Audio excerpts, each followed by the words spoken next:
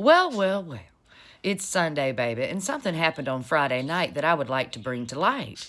It's about J.D. Vance and his toddler pants with his queer-ass dance. The Maybelline queen who has future dictator dreams did something quite obscene. Yes, we should talk about it expeditiously. You see, J.D. Vance and his toddler pants decided he was going to roll on through Tennessee with his motorcade. Maryville, I believe. His own motorcade ran over a police officer that was there to assist, dear. That's right. The same guy who barely stroked a trophy and it broke into two pieces, dear. The same guy who touched the Pope and now, well, we all know, the next day, the Pope was dead. The same guy who insisted for his little spectacular spectacle in California that day, that military show of force, insisted that those rockets be flown, those missiles across the highway, where one expeditiously exploded over the highway and shrapnel rained down on JD's own motorcade, destroying the vehicles of the security officers in his own motorcade. The man has destroyed democracy in the U.S. of A. He has destroyed the trust of the American people to believe that anybody who came from humble beginnings could ever be trusted again, dear. And now today, there's a police officer fighting for his life in critical condition in a hospital, and it gets worse, you see, because J.D. did not stop to help.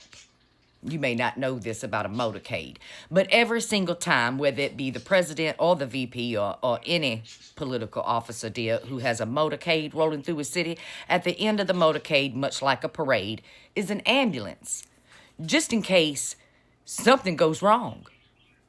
So you would be assuming that that ambulance stopped, picked up that police officer who was dying in the street and rushed him to the hospital. That might be what you would assume, but you would be wrong. You would be wrong here, dear, because the ambulance did not assist. They stopped, took a quick brief over, hopped back in their ambulance, and continued on through with JD's motorcade. He couldn't be bothered. He couldn't be bothered.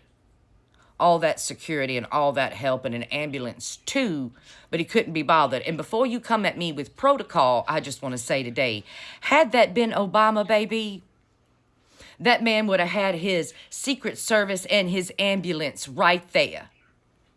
Right there.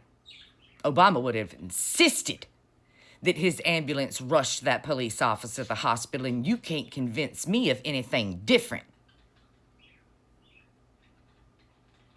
Thanks to the citizens of Maryville today who helped save that officer's life.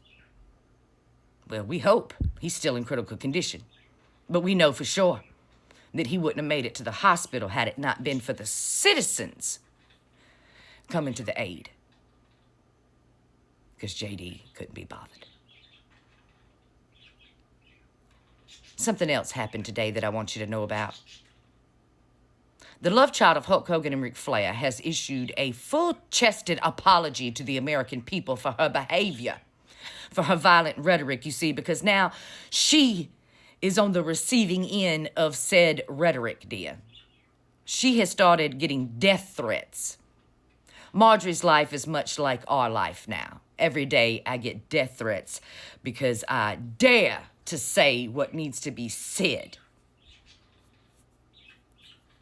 Welcome to the club, Marjorie. Welcome to the club, honey.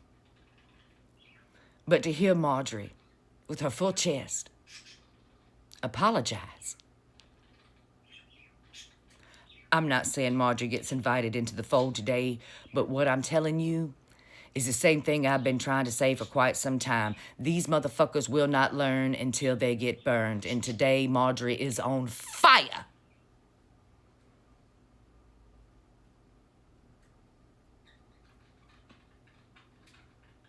Yes, indeed.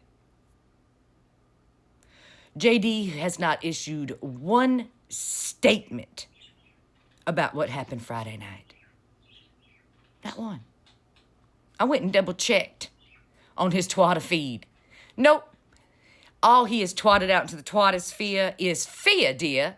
more shade at Democrats today. He hasn't said one word, one apology, one well wish. He hasn't even acknowledged that shit.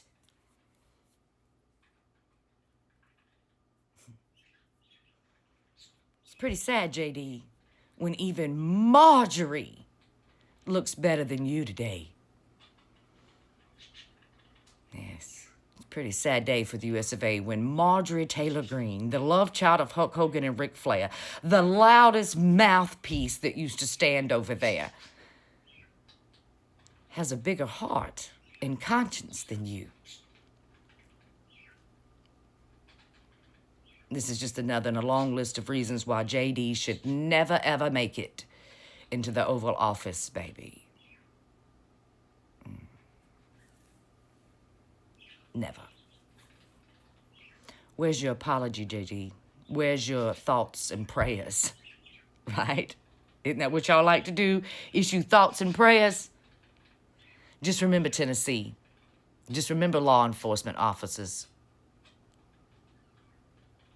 JD don't give a shit about you. He'll run you over in the street and leave you there to die. Because he's got places to go. Things to do. More important than you.